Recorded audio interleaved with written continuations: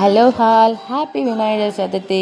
விநாயகர் சதுர்த்தின்றதுனால காலையில் 4 மணி போல் அலாரம் வச்சு ஏஞ்சி பெருசாக கோலம் போடலான்னு பில்டப்பெல்லாம் பண்ணி நைட்டே ட்ரீம் பண்ணி வச்சுருந்தேன். அதேமாரி தான் ஏந்திரிச்சு, ஆனால் கோலம் மட்டும் போட முடியல, ஏன்னா தூத்த போட்டுட்டு இருந்தது. சரி, மழைலாம் ஆஃப் ஆன பார் போடலான்னு பார்த்தா பாதி கோலம் போட்டுட்ருக்கிறப்ப திருப்பி மழை பெய்ய ஆரம்பிச்சிது. சரின்னு சொல்லிட்டு உள்ளே வந்து போய் போட்டுட்டு இருந்தேன். அதுக்கப்புறம் தான் மஞ்சள் குங்குமம் வைக்கிற வேலை, வாசலில் லெமன் வைக்கிற வேலை, பூ வைக்கிற வேலை, எல்லா வேலையும் ஒன் பை ஒன்னாக பார்த்துட்டு இருந்தேன். கோலம் வந்து சிம்பிள் தான் போட்டேன். அதுவும் இல்லாமல் விநாயகர் அச்சு வச்சுருந்தேன். அது ரொம்ப நாளாக யூஸ் பண்ணாமல் வச்சுருந்தேனே சொல்லிட்டு அதை யூஸ் பண்ணி தான் நான் இன்றைக்கி கோலம் போட்டேன். கோலம் எப்படி இருக்குன்னு சொல்லுங்கள். வாசலில் மஞ்சள் வச்சுட்ட பாரு, நம்ம லைட்டாக சாமந்தி பூவோ இல்லை ரோஜா பூவோ வச்சு குங்குமம் வச்சா அது ரொம்பவே பார்க்க அழகாக இருக்கும். அந்த வாசலே வந்து கொஞ்சம் மங்களகரமாக இருக்கும். எனக்கு ரொம்ப பிடிச்சிருந்ததுன்னு சொல்லிட்டு வச்சுருந்தேன்.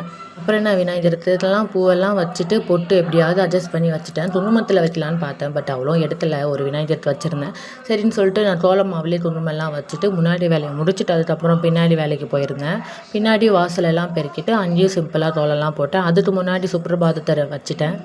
எவ்ரி மார்னிங் நம்ம வீட்டில் சுப்ரபாதம் ஓடினா ரொம்ப நல்லது, நல்லா பாசிட்டிவ் எனர்ஜி கிடைக்குது. வேலையை முடிச்சுட்டு நேற்று மருதாணி வச்சுருந்தேன், அதை ஊற்று பார்த்துன்னு இருந்தேன். நல்லா பிடிச்சிருக்கா பிடிக்கலையான்னு நீங்கள் சொல்லுங்கள், பிடிச்சிருக்கா பிடிக்கலையான்னு. அதுக்கப்புறம் என்னென்னலாம் பண்ணலாம் அடுத்தடுத்த வீடியோவில் பார்க்கலாம். பாய்.